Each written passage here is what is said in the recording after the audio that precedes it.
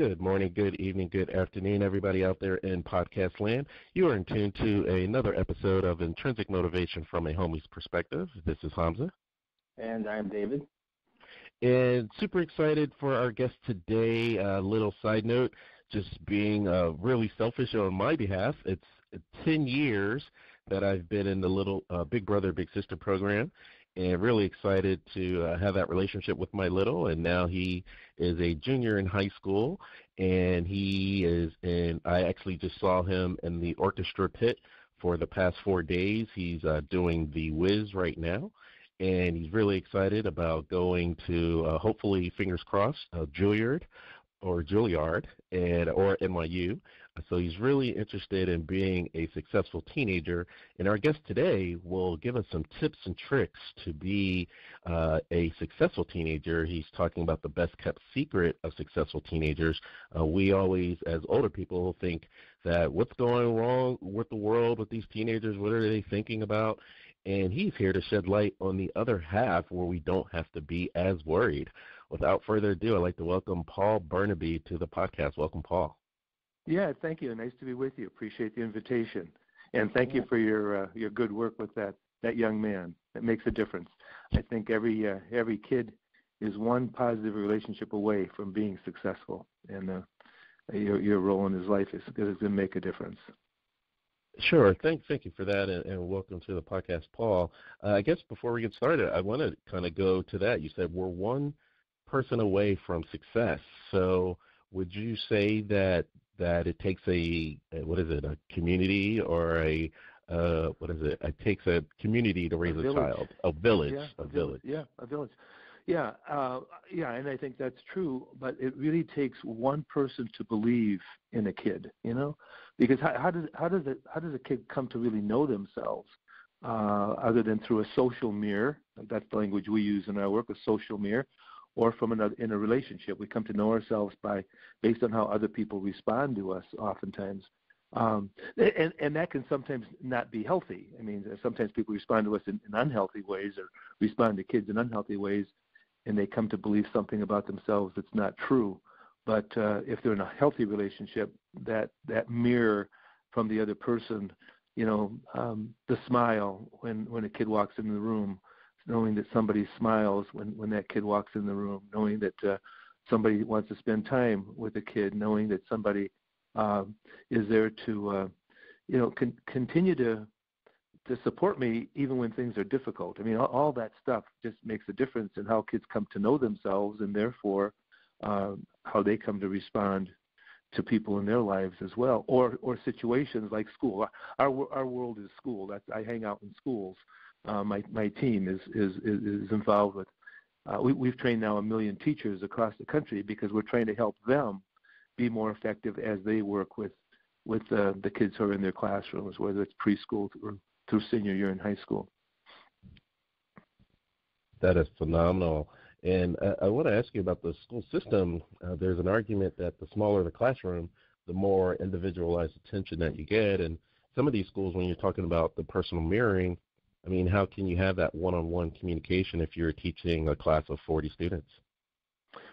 And that's really difficult. I think the benefit of a teacher is that teacher is there day after day after day. But there certainly are things in our schools that we need to take a look at. Class size, certainly would be one of them. But I think other things are probably even more significant, and that is what's really our purpose. I started teaching in 1970, and I would say my purpose in 1970 was to dump information into my students' heads. I mean, every teacher that I had, I grew up in the 50s and 60s, and every teacher that I had did that. They were a source of information for me. And so we've come to think of teaching as that role, as a provider of information. And I think that'll always happen. I think teachers will always provide some information, but that's not our purpose. And I think we got to get that right in American schools. We have to fully understand really what our purpose is, and what we're doing with Top 20, it's all the trainings that we conduct, is that we're kind of beginning with that idea. well, why do we do what we do, in the school? And so where we're going with that is human development. We are in the business of human development through learning. There are groups on the planet who do human development through farming. They grow crops so human beings can eat, and that's a part of human development. That's not what we do in schools. We do human development through learning. And I think that purpose can easily get lost in our system of education in America. We can start believing that we're in the business of test scores, and there's nobody in the country who wants higher test scores than I do, but we don't get test scores high by focusing on test scores.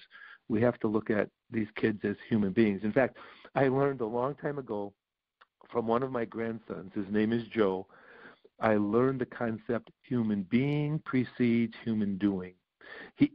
That's not his language. He said to me one day, he said, Grandpa, I love school because my teacher says to me in the morning, hi, Joe, I'm glad you're here. And when this little boy told me this, he was 5 years old at the time, I realized he was saying something that is profound.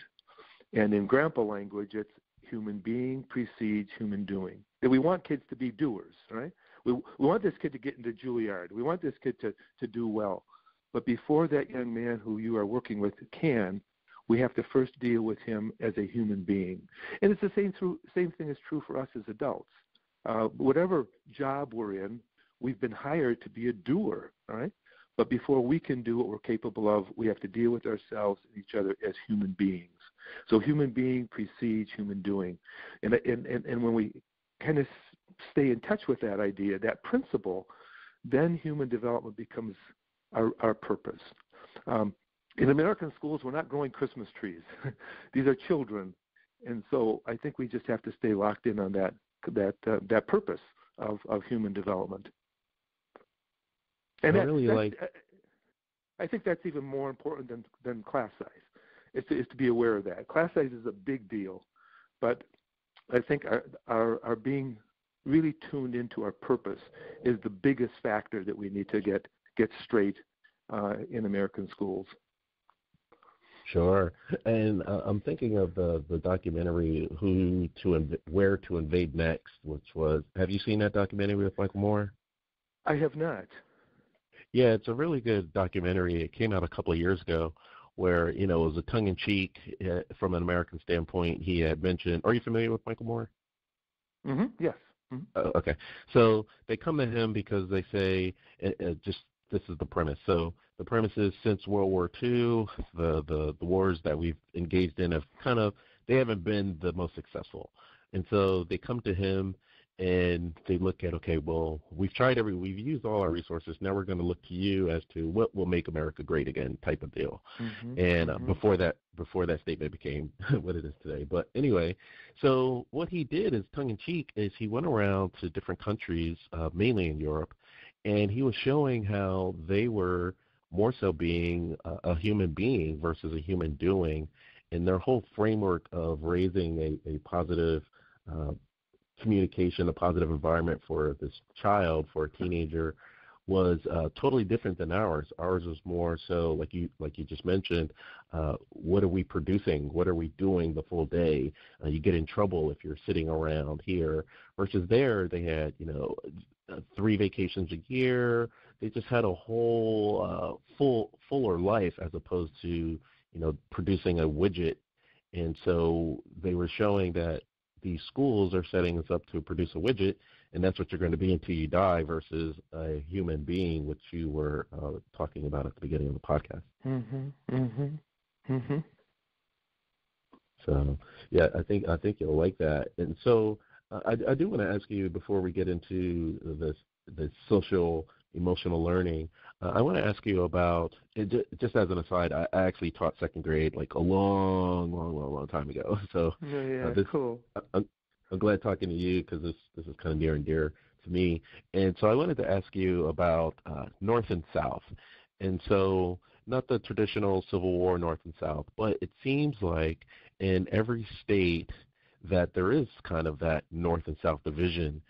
In the North, that's where the majority of the funding is going to the schools, and then the South, not so much. The South is by the airport. They don't have maybe the economic infrastructure. And so those two schools of thought, they're kind of set up to, maybe in the northern schools, you may even have this conversation about a human being, but in the South, it seems like you're automatically set up to do a human doing. What's your take on that? I mean, if you're talking literally about the North and the South, I've not experienced that. In fact, I was just in Birmingham, Alabama on Monday and Tuesday of this week, and I would say the school that I was at was very interested in human being.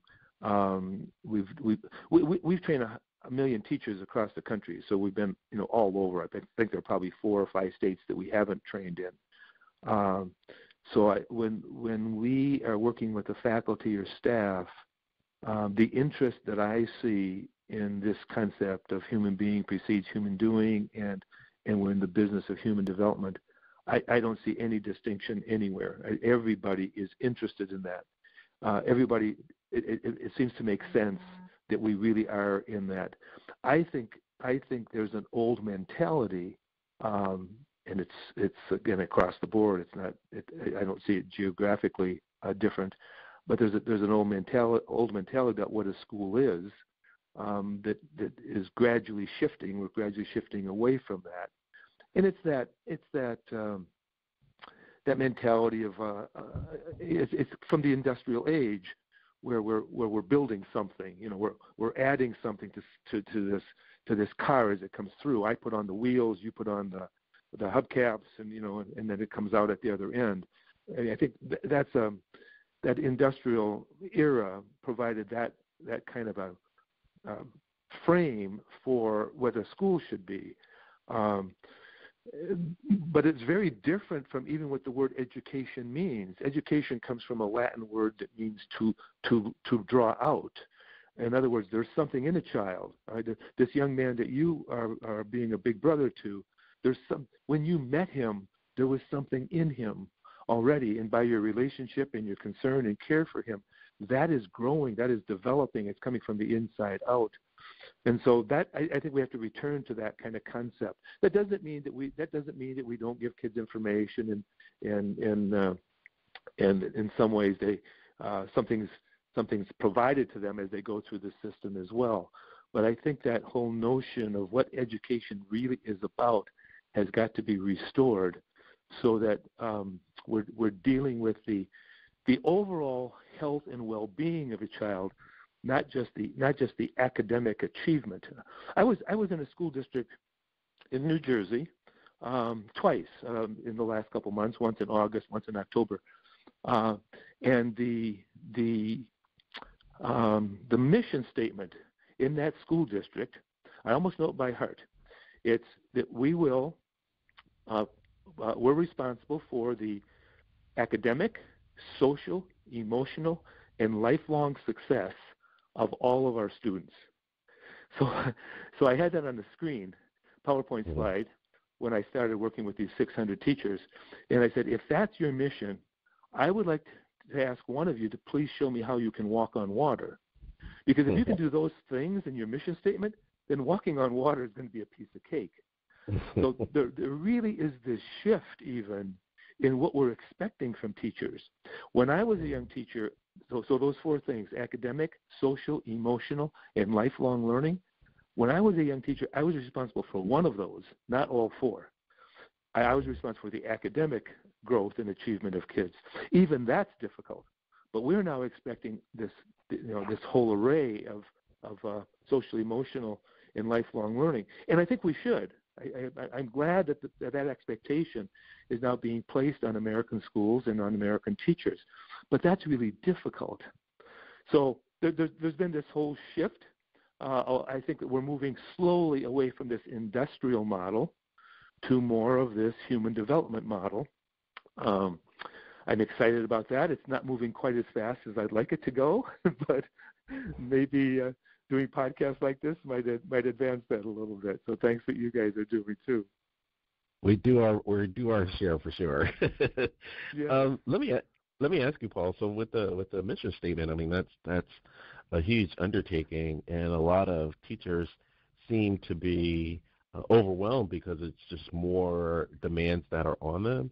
And the relationship that you mentioned with your grandson is a great relationship, meaning that there's some family involvement. And a lot of teachers, especially with this huge mission statement that you mentioned, how much interaction or involvement with the parents do they have with the students? Because it seems like when both parties are both doing their share, that's when the child really benefits. If it's all in school and no parent involvement, you kind of fall on deaf ears maybe after 3 o'clock when they go home.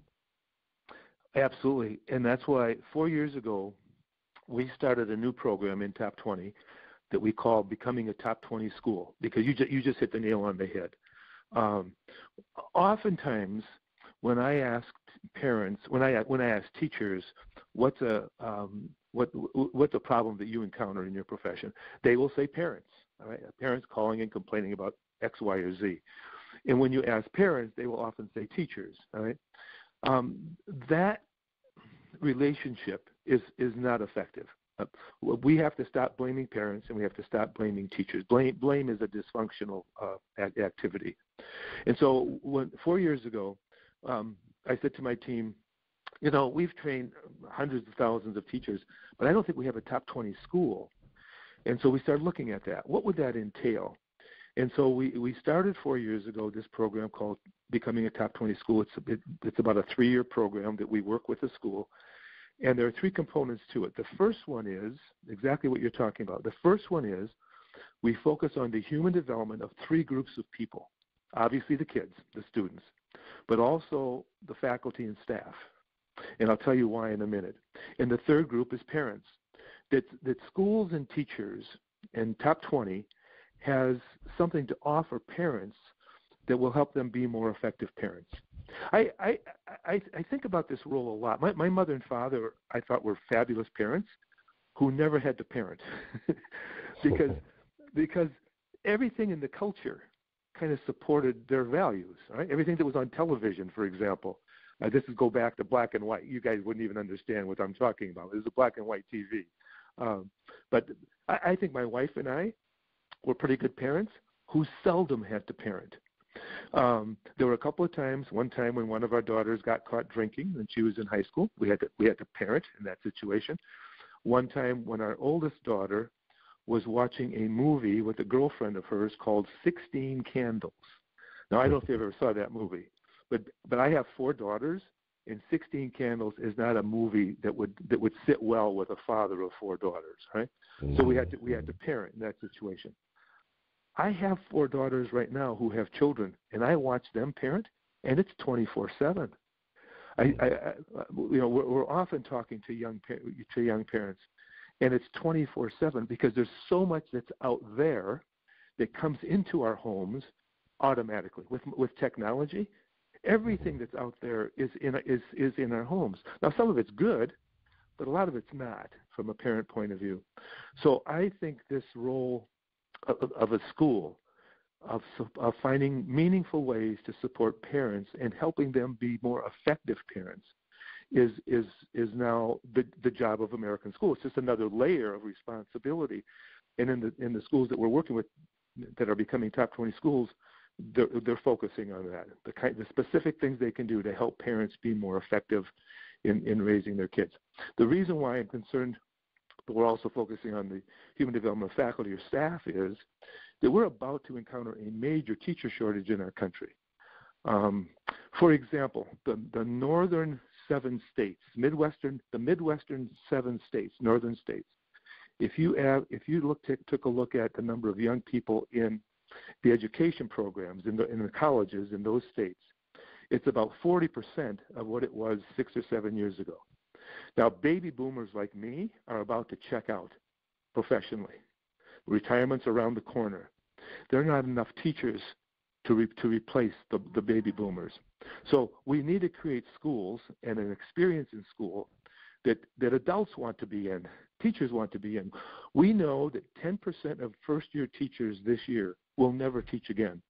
They're not just going to change jobs in terms of changing a school, teaching a different school. They're not going to teach again. So the human development of these 3 groups of people is really essential if we want to be effective and help people develop at in these different positions. A second component of a top 20 school is culture. And so we work specifically with the school to help them develop a highly effective culture. Now, the word culture, when I was a young teacher in 1970, the word culture didn't exist between teachers. We were never talking about culture or climate. I just looked at a program for a middle school conference coming up in the spring. There are 60 breakout sessions at this conference. 30 of them have the word culture or climate in the title of the breakout sessions. So that's the only thing we talk about now is culture or climate. It's a major factor. And so how do we create a culture that is a culture of learning? How do we create a culture that's an effective and healthy culture of safety and trust? There are specific things that we can do to establish that. And then the third component of a top 20 school is that we help a school implement top 20 strategies or concepts into the curriculum so the kids are getting these things. And to get back to your point, when these things are being taught to the kids, they're also being shared in meaningful ways with parents so that what the kids are getting in school is being reinforced at home, and it makes it better for both their experience in school and their experience at home. So I think you're right on target when you say parents need to be involved in this in some way. Let me ask you this question, Paul.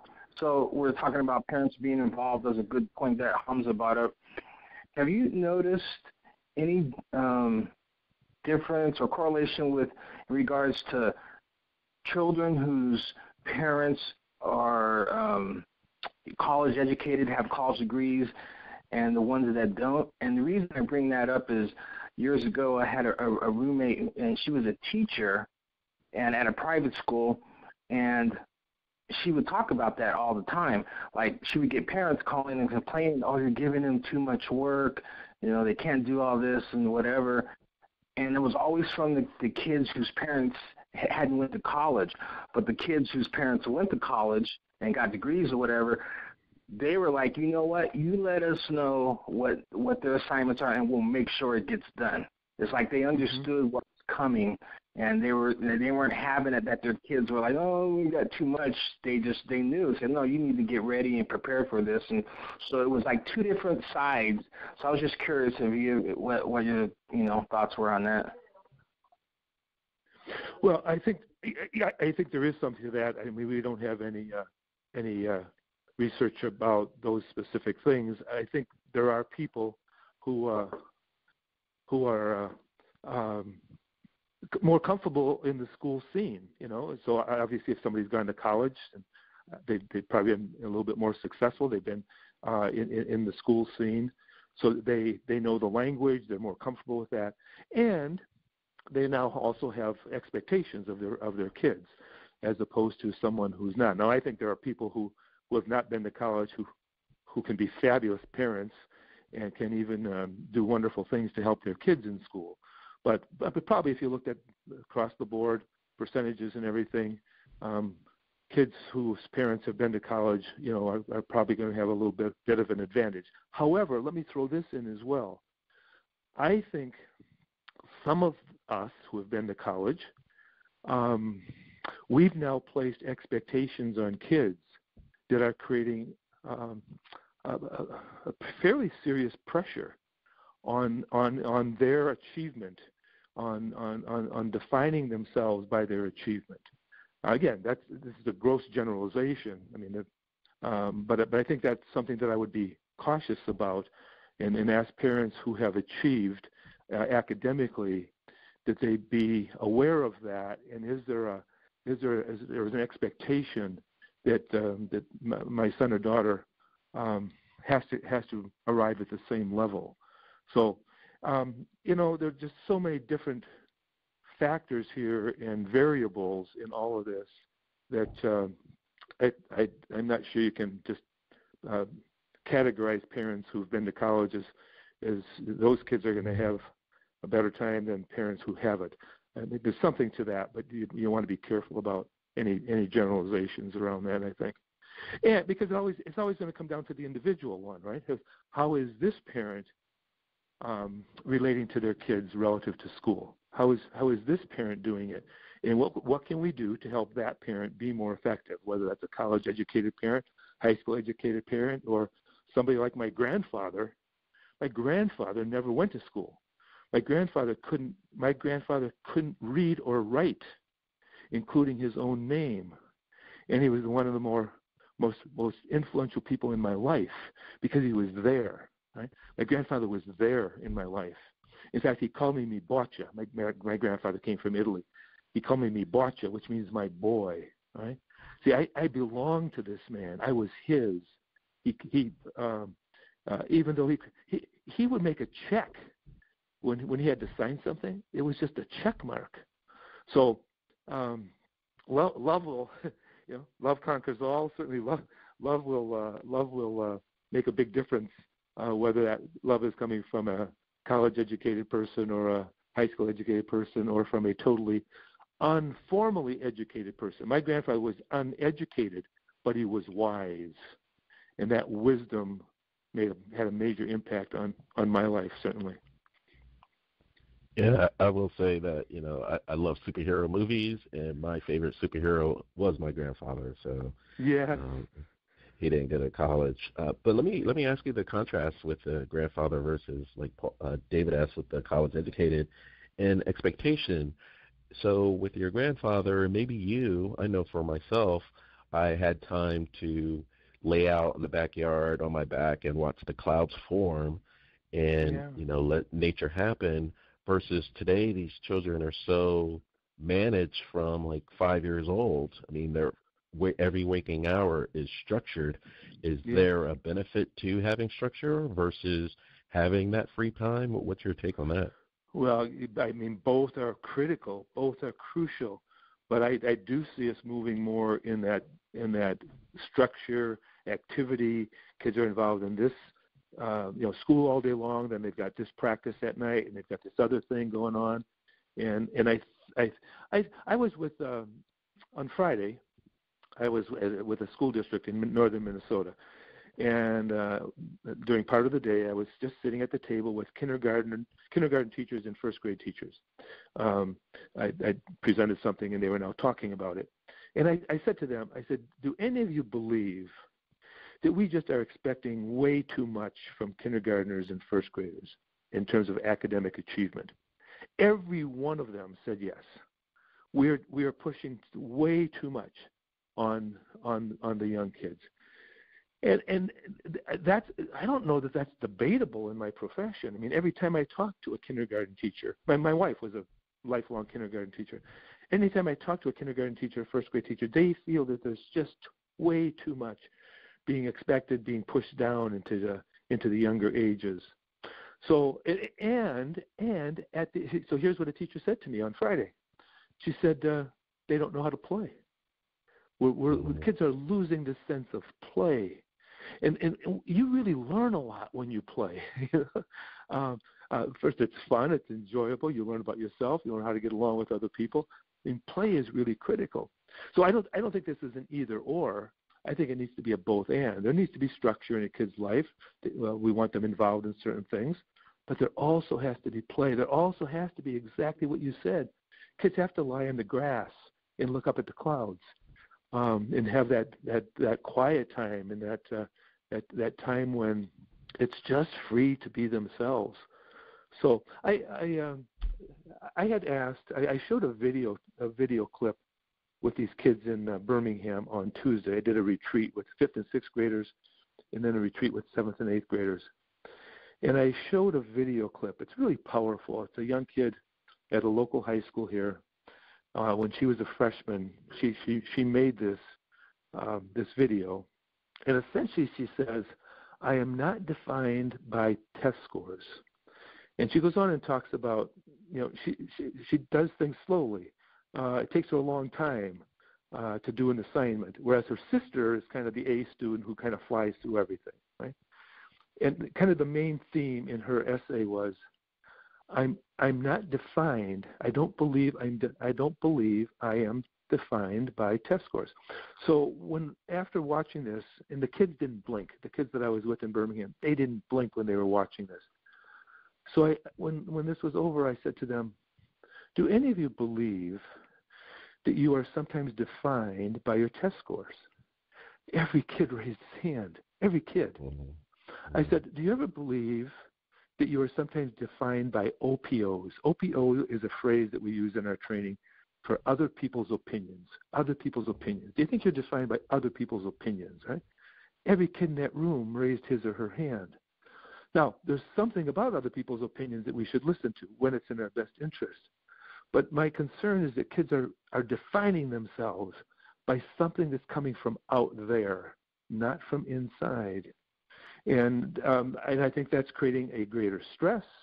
We now know that more middle schools are experiencing depression. We now know that more middle and high school kids are attempting suicide. I mean, where's that coming from? You know, you're not born with that. It develops over time from the experiences that kids are having. So I think, I would like to see more kids do exactly what you were doing. Lay in the grass and look at the clouds. I think kids need more of that rather than less of that. I really appreciate this conversation, and pardon me for I'm actually playing both sides of the fence because there's arguments on both sides, and I think David and I have had the privilege when we talk about intrinsic motivation, we speak with people on all walks of life, and it seems like when they're 35 and up, that's if they didn't address some of the stuff we're talking about, that's where they're going back to, where they were influenced by OPO, as you mentioned, and now they're taking the time to meditate and spend that quiet time. But these people are getting that realization, when they felt they had no other choice. And you're saying from early childhood, it's leading to that. Absolutely. Your passion for intrinsic motivation, that is rarely experienced in American schools. It's a major concern of mine, and that's why I was excited when you guys invited me, just to know that you're focusing on this thing called internal motivation. I have asked, again, we're thousands of teachers, and I've asked thousands and thousands of teachers, do you believe in American schools that we are focusing more on internal motivation or external motivation? You only get one answer when you ask that question. We know that in American schools we are focusing almost exclusively on external motivation. And here's the deal. Any expert in motivation would tell you that if external motivation has any value, it's in the short term. I think there's a role for external motivation in raising kids and educating kids. There's a role for it. But we've done that exclusively. I'll give you an example, a very personal example. The grandson that I told you about we call him Minnesota Joe because he lives in Minnesota. We've got another grandson we call Chicago Joe because he lives in Chicago, right? And when Chicago Joe was in kindergarten, and he goes to a good school, and he had a good teacher, my wife and I were visiting our daughter and her family in the Chicago area, and I said to Joe, this little kindergartner, I said, Joe, tell Grandpa something you're learning in school. He said, Grandpa, we're learning about bear bucks. Now, when he said that, it kind of went over my head. But think of the Chicago Bears, all right? And he said, when we're good, we're given a bear buck. And when we get 5 bear bucks, then we can go to the school store and we can get something.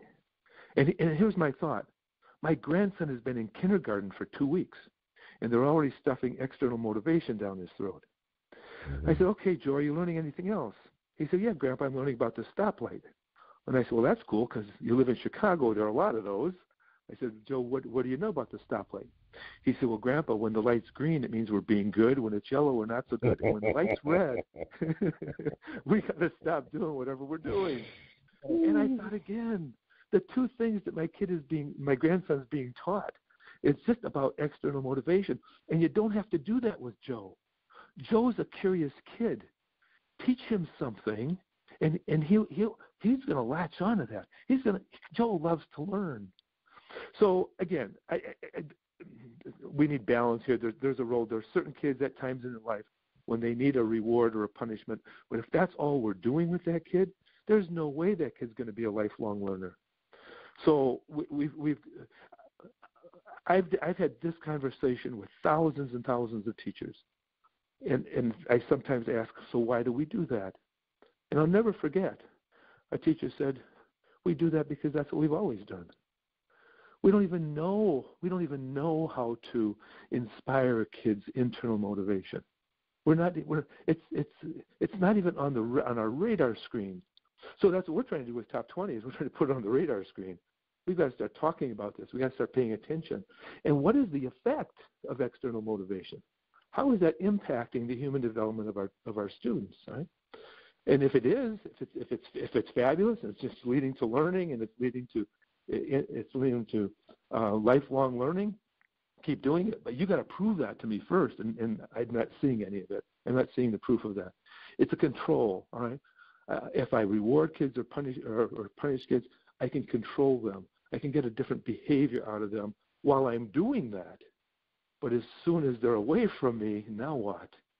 So I think what you guys are on to is just such a big and important issue if we're concerned about human development, which we need to be. I think I laughed a little too hard at the Chicago Joe example because I did the red light, green light in the classroom. And the other thing that I'm really embarrassed or to talk about is the fact it's twofold. One is, like you're saying, we need to lay out just lay out and look at the clouds. And a lot of schools took away recess, right? Yeah. So if they took away recess and then you have a person like me, I'll put myself under this spotlight right now, someone like me that did that red light, green light, but then on top of that, I did the reward for junk food. So if they were required, they got like a snack or a candy. Yeah. And so you also have obesity and the kids aren't getting any exercise because when you exercise, that's giving you, like you're saying, you're playing, it's giving you a way to learn, and we're not giving them those opportunities. And myself, and I learned that from other teachers. They were like, just give them some candy, they'll shut up, that control thing. Yeah, so yeah. I did my own part in ruining some of the kids, I would say. Well, and I did too. And not because we're evil, it's because we didn't know any better, right? We at that time we didn't know any better. So I'm not blaming teachers or my profession. I'm saying, okay, let's think about this. Let's talk about this. Because I believe in my profession. If we're talking about things, we'll come up with better ways. There's a fabulous school in Royal Palm Beach, Florida. The name of the school is Ideal School, and it is ideal. Let me tell you, my friend Wendy founded this school and is the principal of this school.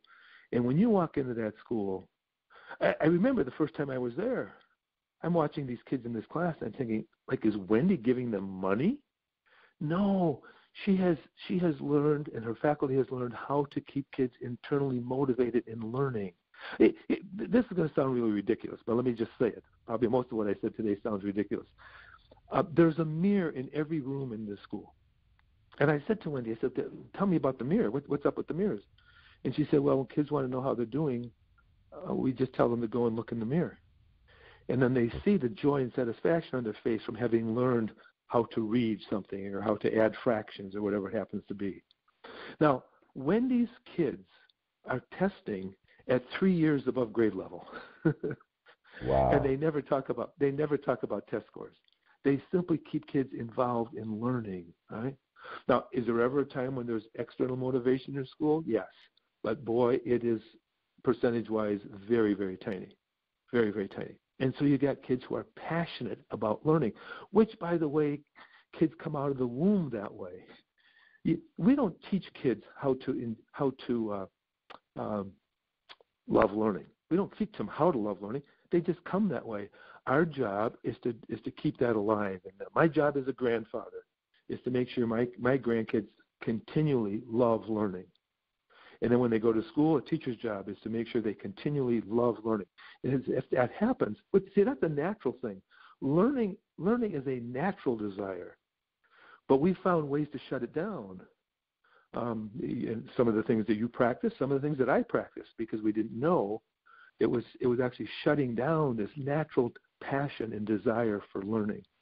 We've got to restore that. We got to get to a better place where we're not having a negative impact on curiosity, but a positive impact on a kid's curiosity. So I have an OPO question for you, Paul. Yeah. So from an OPO perspective, it's great, or from an internal perspective, it's great to be internally motivated of what you want to learn. But from an extrinsic opinion, we're ranked, the United States is ranked 17th in educational performance. And so since George Bush in the early 2000s, there was this huge STEM push, science, technology, engineering, and math. And if you're not in those four core competencies, then you're throwing your education away. What would you say to that? Again, those are important areas. That's a dimension of being a human being. That's a dimension of it, and those areas are tremendously important. But that's not the whole, right? That's not the whole. There's this other social emotional. So I would love to see kids involved in STEM in every school and involved in social emotional learning in every school. Now you've got a healthy kid. You've got a kid who's going to have this balance in the kinds of things that are important to learn.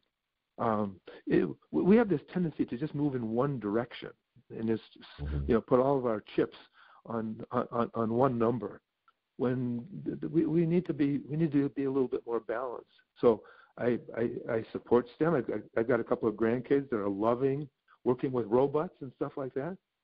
But there's this other dimension, this human dimension, this social emotional dimension, that is certainly important. I mean, at the end of the day, are people going to have satisfaction in life because of their mathematical IQ, or is it because they know how to relate to other human beings? Now, I want both. I sincerely want both. But boy, at the end of the day, if I don't know how to play with other people and relate to other people, it seems like our lives get the level of satisfaction is diminished, I think, in those situations. So again, let's try to do both of those, and we can. I think we can. One of the things I've been focusing on lately in our training, and we'll do this tomorrow. We're going to be at a school in Cedar Rapids, Iowa, tomorrow, if we can get through this snowstorm and get there in time, is essentials. The whole idea of essentials, right? What are the essentials that kids need to get? Because if they get these essentials, they will literally experience school in a dramatically different way, in a dramatically more positive way. And if they experience school in a dramatically more positive way, they'll also experience life in a dramatically more positive way. So let me give you two examples of essentials. My wife is a kindergarten teacher, did a unit on loons. Now, loons are the Minnesota state bird. Now, I think it's cool to learn about loons, their mating habits and the way they make sounds and everything, and how the mother loon cares for the baby loon. That's an okay unit. But would you say it's essential? If you live in Minnesota, do you have to know about loons? That's an obvious question. It's an obvious answer. No, you don't. Right? Knowing about loons is not essential. Now, I was an English teacher, literature and English, and I taught a unit on alliteration, 3 or 4 words in a row that begin with the same letter. What a cool unit. Is it essential? Absolutely not. 99.9% of people on this planet do not have any idea what alliteration is, and many of those people are doing just fine. So what are the essentials then? What are the things that the kids really need to get? And this is one of the things, of course, that we've kind of focused on in our book, on the Top 20 Teens book. But all kids, what are the things that if they get this, if they really understand this, both in their head, intellectually, but also in their gut, emotionally, that their lives will be significantly better in a positive way. So let me just give you one of those. And I'm going to give it to you in the form of a question. So you guys answer this question. What do you think kids are thinking about their thinking and its impact on their experiences? What are kids thinking about their thinking and its impact on their experiences? How would you answer that question? How old is the child? Well, let's say 4th grade up through sophomore in high school. Okay. Because I would say sophomore and higher, they're going through their changes. So who knows what they're thinking. But what would you say, David? I don't know. I'm just trying to take myself back to that point in time and try to remember what I was thinking. Yes. What were you thinking about your thinking? Yeah, what was I thinking about my thinking? I think I was thinking that no one else was thinking what I was thinking. That's right. Yes. Yeah, I had all these, whatever was going through my mind, I'm like, I know no one else thinks like this. I think I'm just the only one. Yes. Well, that's very common. But I think the answer to that question is they're not. Kids are not thinking about their thinking and its impact on their experiences. So we do a piece. One of our major concepts and strategies and lessons is on that.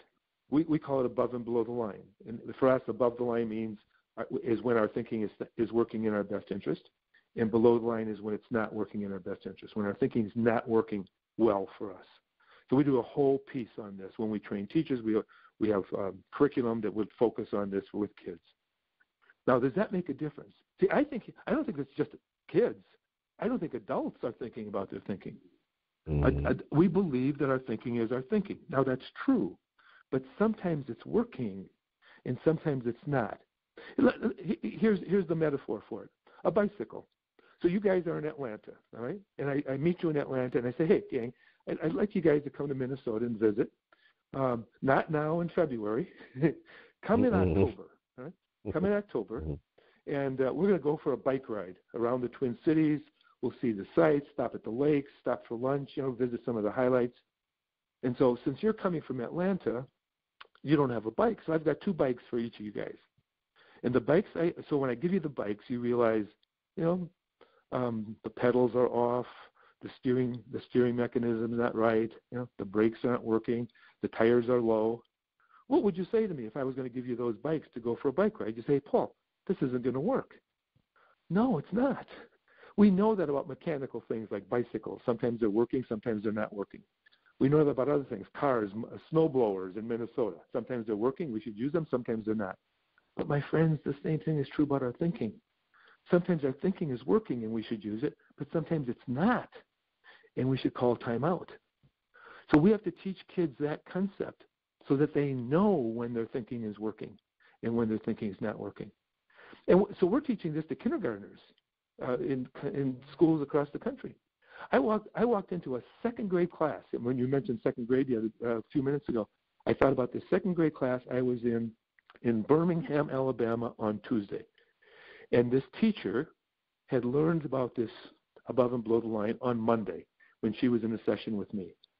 And Tuesday morning, she teaches it to the kids. And the principal said, Paul, would you just stop in the second grade classroom? I just want you to see what's going on. So I went into the second grade classroom, and I said, hey, kids, tell me something that you're learning today. And this little boy said, I'm learning about above and below the line. I said, what does that mean? I was playing dumb. He explains it to me. And I thought, fabulous. I said, how do you know when you're below the line? This little girl said, well, we have indicators. Right? That's just another part of our concept here. We have indicators. Indicators tell us when we're below the line. She said, my indicator is that I kind of get grumpy. This is a second grader. It's a second grade kid who had just learned this maybe a half hour before I walked in that room. And I said, well, if you're below the line, what happens? She said, another kid said, well, do you want to get above? You want to get your thinking working again. I said, well, how do you do that? This other little kid said, trampolines. Now, that's another one of our concepts, trampolines. You can trampoline back above. I said, how do you do that? And this one kid said, I take a nap. So they're already into this. The teacher had learned it on Monday. She taught it Tuesday morning, and these kids now knew it. See, this isn't how to get to the moon.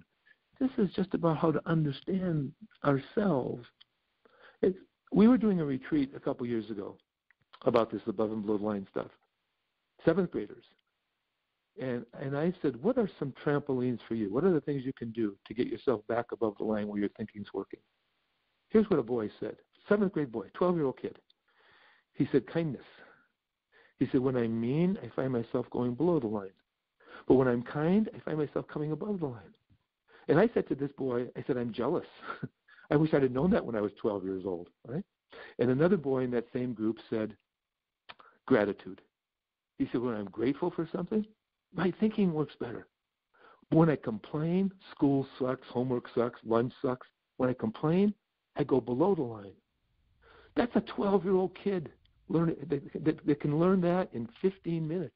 And what a difference that makes. So I think that's essential. So rather than teaching about the loon or teaching about alliteration, it seems to me that we really need to be teaching about awareness of our thinking. And we can do that with kids as young as kindergarten. We've got a whole curriculum for kids as young as kindergarten. So that's one of the essentials. And I think as a profession of educators, we got to step back. We got to look at what we're doing, and let's determine, is that essential? If it is, keep doing it. If we're teaching kids how to read, that's essential. I think that's essential if you want to be effective in 2019. But boy, there are a lot of things that I was teaching, certainly not essential. And I was leaving essential things out. Again, I just didn't understand. I didn't know that at the time. So what are the essentials? I think that's a big question for us in education. Let me ask you an essential question with regards to gender. So there's a school of thought, and I think it was posited by Malcolm Gladwell in Outliers, and and some of it is based off economics, but I'm going to ask it anyway, especially for a boy's perspective. So the premise is, if you can afford it, wait until the boy is 6 to go to school, because if they go to 5, they may be puny, they didn't develop as quick as some of the other kids. Whereas if you waited a year, their sense of confidence is higher. They're more apt to go out for sports. They're more apt to have that social learning that you're talking about. But it's all predicated on, if you can afford it, keeping that boy out an additional year and having them start at 6 versus 5. Are you familiar with that argument? I am, and I don't know that I would just limit it to gender. I'll give you a very personal example. We have 2 granddaughters who are 2 months apart. They're 4 years old. They've got a couple birthdays coming up. One on St. Patrick's Day. In fact, Isla believes in St. Paul, because St. Paul has a big Irish population, and we have a big parade and everything on St. Patrick's Day. Isla believes that we really are all celebrating her birthday in St. Paul, because that's her birthday, right? Emma's birthday. Emma will be 5 2 months later, right? And so our daughters and their husbands are trying to decide if going to kindergarten next year would be the best choice for these 2 kids. And it appears, again, my wife is kind of the expert in the family on this, because she taught kindergarten, that Isla probably is ready to go. I mean, there's like no question about that. Emma is very bright. I've never seen Emma walk or talk. She either dances or sings. This is one of the happiest kids on the planet, right? But my wife believes that it might be better for her to stay back, just for a confidence level as she moves through school. So I don't know if it's a big difference between boys and girls. I think you just have to take each kid individually and say, are they ready for this? But keeping a kid back is not a sign that kid has a bad parent. I think sometimes parents start feeling that way. It's a sign says something about them. But it's just the developmental stages of children. That's why we wrote a book called Top 20 Parents. We have the book that you were interested in is called Top 20 Teens. But we have another book called Top 20 Parents, and it's a book for parents of young kids, 8 years old and younger. And what should we be expecting from kids that age, given their developmental stage? So again, I think it's taking each child individually. Where are they? What do they need now? How can we provide that? Should they wait a year? So I think in some ways, ideally, this isn't going to happen, but ideally, it probably would be good if some schools started. You brought some kids in August or September to start a class, and you brought another group in January to start a class. Now, there's some practical problems with that, I understand, but just in terms of where kids are, I think that might be a more effective way of doing it. Hey, I've had this thought at times. Think about this. Every 12-year-old kid in America is in 7th grade. When you stop and think about that, you would say, well, that's absurd. That every 12-year-old kid is in the same grade? Does that mean every 12-year-old kid is the same? Well, obviously they're not. So why have we established this kind of a system where every 12-year-old kid is in 7th grade, every 13-year-old kid is in 8th grade, right? There's a school program here in Minnesota, and the name of the school is WIN, W-I-N, and it stands for What I Need. And when I was working with this group, I said, every school in America should be called WIN.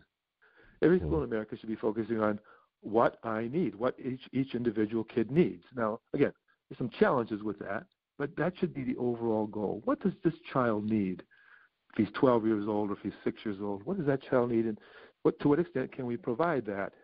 And not just do something because we've always done it that way, doing this because every 12-year-old kid's going to be in 7th grade, but what does a child need? Right?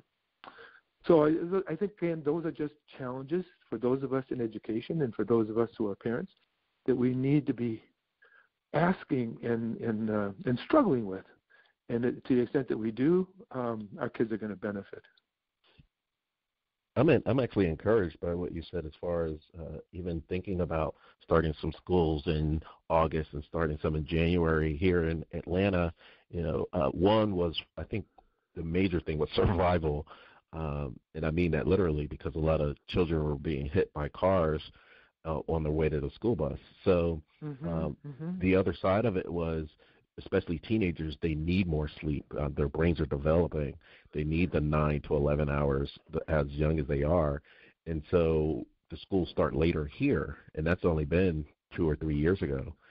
And so there's that argument of, should the kids go to school year-round? Because if they go to traditional 9 months, and they have that summer break, that first 1 or 2 months that they're back, you're just trying to get them to remember what they lost over the summer. Yes. Again, the only reason why we have 3 months off was because we were an agricultural society. We needed the kids home on the farm to work on the farm, and that's kind of where that comes from. Well, we don't do that anymore. We don't need kids to be working on the farm for 3 months in the summertime, but we're kind of stuck in this old way. Let me say something about starting time, because it's pretty well understood that kids at every age are sleep deprived. And for high school kids, it's roughly about 2 hours. 2 hours a day sleep deprived. Now there was a district that, because of that, and because kids were staying up till 2 o'clock in the morning on their cell phones, texting each other, all right, they decided to start school an hour later. The buses were going to go an hour later. And when I heard that, I thought that is the dumbest idea ever, for that reason, because of kids on their cell phones. Because if kids start an hour later, instead of staying up till 2 o'clock in the morning, what are they going to do now? They're going to stay up till 3 o'clock in the morning, right? Right. Come on. You don't need to be Einstein to figure that one out. You see, the answer to that problem is not the starting time of school. The answer to that problem is a parent saying to their sons or daughters, your cell phone will be on my nightstand by 10 o'clock at night. See, parents have to take some responsibility for that problem. Right? It's not the bus time. It's not the starting time of school. We have to take some responsibility for that. So, yes, I think kids do need more sleep, absolutely. And here's what we know. The brain grows during that time. Literally, the brain will grow during sleep. And so if you're 2 hours sleep deprived day after day after day, that has neurological implications. And, of course, if it has neurological implications, it then has educational implications. So we've got to think this thing through. This whole issue of technology, I think, is becoming a major problem in American schools. We've seen it as kind of a salvation piece. Well, it's not. In fact, a lot of people in the Silicon Valley are sending their kids to schools where paper and pencil is being used, not technology, because they know of the addictive nature of technology, and they don't want their kids addicted. They don't seem to mind having the other kids addicted, but they don't want to. Right. So we I'm got glad you said that. another. Yeah, that's another. No, I'm collecting articles on technology, and some of them include interviews of people from the Silicon Valley. And one guy said, we thought we could control this, and we can't, because we're talking about the pleasure center of the brain, and when stuff gets there, it's at a young age you can't control it. I have a dear friend, a local fellow here, who works with kids.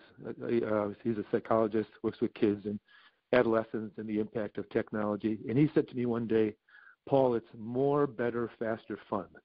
More, better, faster, fun. That when kids are on the cell phones or screen time, they're experiencing more, better, faster, fun. And now when they walk into a classroom, there is no teacher who is more, better, faster, fun. And so we just turn that off.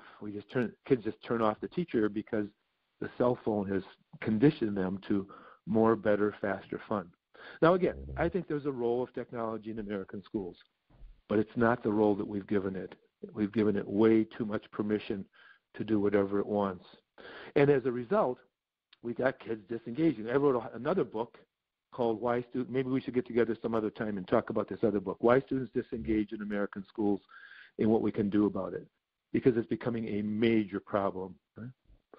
Mm-hmm. Let's leave that as a cliffhanger. And we'll definitely, because I do think it's an ongoing, as you mentioned, it'll continue to change, and who better to have than someone that teaches top 20 training.